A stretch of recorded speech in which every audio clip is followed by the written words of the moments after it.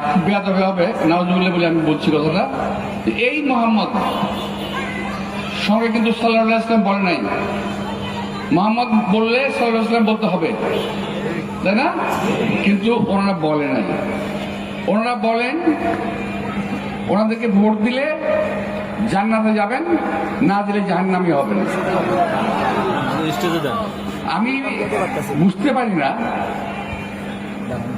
যদি ওনাকে ভোট দিলে জান্নাত জাহান্নামের ফাসলা হয়ে যায়, তাহলে আমাদের নামাজ, রোজা, কোরবানি কিংবা অন্যান্য ধর্মীয় কাজ করার প্রয়োজনটা কি? কোন দরকার আছে?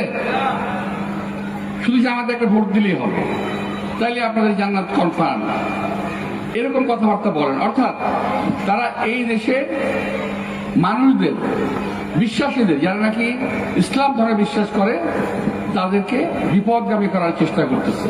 এই জামাতের কিন্তু জন্ম বাংলাদেশে নয়, পাকিস্তানের। ওর নাম হলো মাওলানা, তথাকথিত মাওলানা আবুল আল্লাহ মওদুদী। উনি বিশ্বাস করতেন যে এই এই যে কৃষ্ণ, এই যে বিষ্ণু, এরা সব নবী, এরা ওনারা বলতেন। এবং সেই আকীদায় বিশ্বাস করে আজকের আমাদের এই জামাতিরা। খেয়াল করে দেখবেন কেন কথাটা বললাম, আমি প্রমাণ সহ বলছি।